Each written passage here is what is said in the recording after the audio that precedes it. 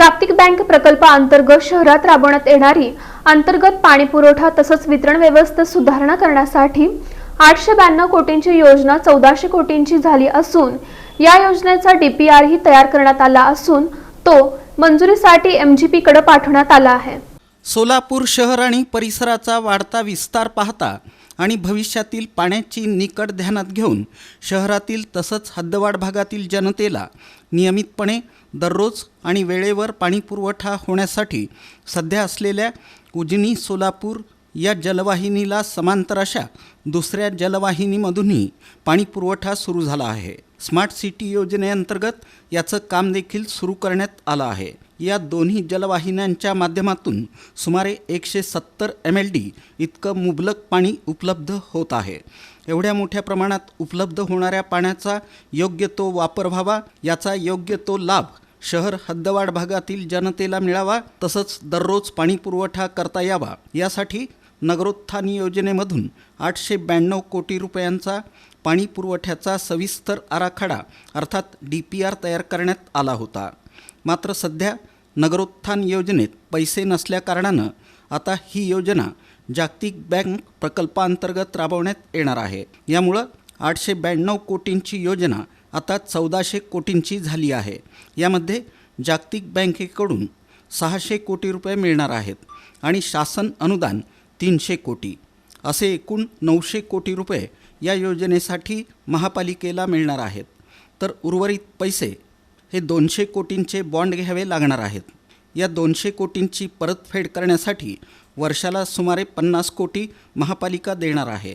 तर उर्वरित 200 कोटी DBO अर्थात डिझाईन बिल ऑपरेशन मक्तेदाराकडून 10 वर्षे मेंटेनन्स त्याचा जो मिळणारा रेव्हेन्यू मक्तेदाराला देण्यात येणार आहे, या अटीवर घेण्यात येणार आहेत। अशी एकूण 1400 कोटींची जागतिक बँक प्रकल्पाअंतर्गत पाणी पुरवठा योजना राबवण्यात येणार आहे। दरम्यान या योजनेचा DPR ही तयार झाला असून मंजुरीसाठी महाराष्ट्र जीवन प्राधिकरण, सांगली, पुणे आणि मुंबई CPDM कडे पाठवण्यात आला आहे। इथं ओके झाल्यानंतर हा आराखडा जागतिक बँकेकडे पाठवण्यात येणार आहे। विशेष आनंदाची बाब म्हणजे उजनी धरणात करण्यात आलेले जॅकवेल समांतर जलवाहिनी याचं बेनिफिट मिळाल्यामुळं जागतिक बँकेच्या नियम आणि अटींमध्ये हा प्रकल्प बसल्यानं जागतिक बँकेकडून सोलापूर महापालिकेला 600 कोटी रुपयांचं अनुदान मिळण्याचा मार्ग मोकळा झाला आहे। या अंतर्गत शहरातील जुन्या जीर्ण झालेल्या पाईपलाईन तसंच मुदत संपलेल्या अर्थात कालबाह्य झालेल्या पाण्याच्या टाक्या पाडून नव्यानं टाक्या उभारणं आणि पाईपलाईन टाकणं या कामांचा समावेश आहे। सध्या शहरात जमिनीवरील आणि उंचावरील अशा एकूण 67 पाण्याच्या टाक्यांचा समावेश आहे। यातील 16 टाक्या या मुदत संपलेल्या अर्थात कालबाह्य झालेल्या आहेत। यामध्ये जमिनीवर असलेल्या 6 पैकी 4 टाक्यांचा समावेश आहे, ज्या पाडल्या जाणार आहेत। नव्यानं 21 पाण्याच्या टाक्या या उभारण्यात येणार आहेत। तसंच जुळे सोलापूर आणि पुणे नाका इथल्या 2 MBRची आवश्यकता भासल्यास दुरुस्ती केली जाणार आहे अथवा त्यांची नव्यानं उभारणी करण्यात येऊन त्यांची साठवणूक क्षमताही वाढवली जाणार आहे। दरम्यान 30 वर्षांपेक्षा अधिक काळ झालेल्या जीर्ण पाईपलाईन बदलून शहरांतर्गत सुमारे 600 ते 700 किलोमीटर लांबीची नवीन पाईपलाईन टाकण्यात येणार आहे। यामध्ये 4 इंची ते 48 इंची व्यासाच्या पाईपलाईनचा समावेश राहणार आहे।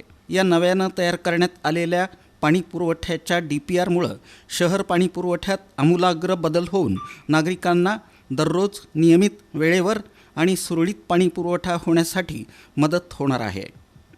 याशिवाय 170 MLD पाण्याचा योग्य वापर होऊन त्याचा मोठा लाभ शहर आणि हद्दवाढ भागातील जनतेला होणार आहे। विस्कळीत पाणी पुरवठ्याचा प्रश्न हा कायमस्वरूपी मिटण्यास मदत होणार आहे।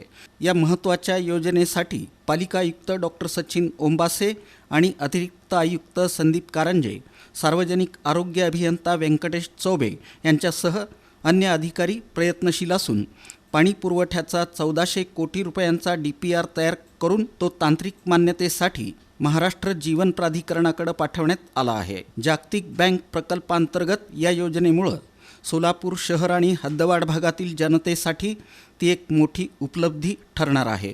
विस्कळीत पाणी पुरवठ्याचा प्रश्न हा कायमस्वरूपी मिटण्यास मदत होणार आहेच. शिवाय शहर आणि हद्दवाढ भागाला नियमितपणे वेळेवर आणि उच्च दाबानं पाणी पुरवठा होणार आहे.